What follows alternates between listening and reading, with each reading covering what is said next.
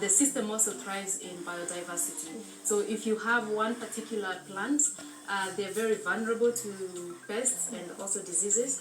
But if you have different companion plants, then they kind of help each other. And this is the construction that really helps to flourish our food forest. And that's also one of the reasons why we don't need pesticides. So sometimes you also see like some plants have been attacked, but then it's maybe one in a wide range. So and then eventually they kind of the pest will disappear because it will attack that one, and then going to the next plant it tastes different, and they don't like that. They just want to have like uniform feeding. By having different plants planted together, then you kill the possibility of having insects jumping from one plant to the other, and that is also one of our ways of controlling pests. With all these crops, how do you manage? Because there are so many, and all of them needs attention. We've created a database, and we have we have colleagues who work in the farm. They know when to manage what, and then also we have seasonal, like we have seasons. So when it comes to planting, which season, we do a lot of observation, and really helps. So every season we have something to bring to the market. But now, what are the challenges involved in this? Given that this particular area is semi-arid, it must be very hectic. When you see this flourishing food forest, it has not always been like this. So we had to go 2.5 years of La Nina. So it was really, really difficult, also with the water. So for the 2 years, what are you doing with it? We had a lot of struggles with water because we didn't have water at that time.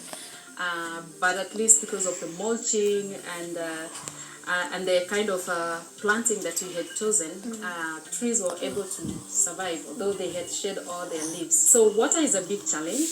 And we see that also with our farmers, because we train farmers on Syntropic agroforestry, so we have a training center here.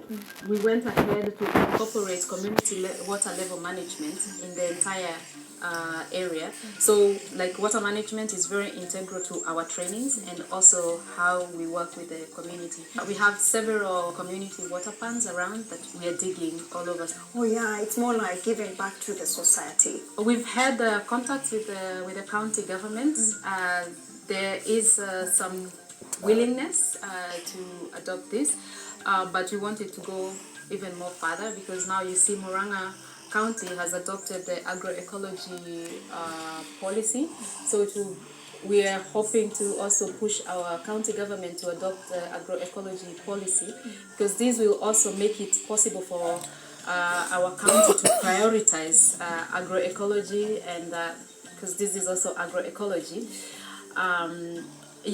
But a lot of a lot of work we do together with the local community. So there's a lot of willingness from the community. Actually, we don't even do mobilization for them to come for training. They come looking for us because they really want to be trained. Would you say this type of farming because I can imagine right now the world is grappling with climate change? What we tell our farmers when we do the trainings is this is not rocket science, and it is not like a new innovation. This is what our forefathers used to do. Our grandparents knew the value of diversity. They knew the value of planting so many different crops together, and that is why they never complained about food security and nutrition security. So we need to have a more discussion on moving from just looking at food as food, but also how can we give people, how can we nourish our population. Since you've said this is a game changer, I'm curious about your vision. Let's say 10 years from now, where do you see this type of farming? 10 years from now, we have over 5,000 farmers doing Syntropic, and they've transformed their land, which is average between 1.5 acres to 3 acres. So if we have 5,000 farmers doing that, then we will have have to worry about food security in this country. And do you think this is the future? We've degraded our soil heavily.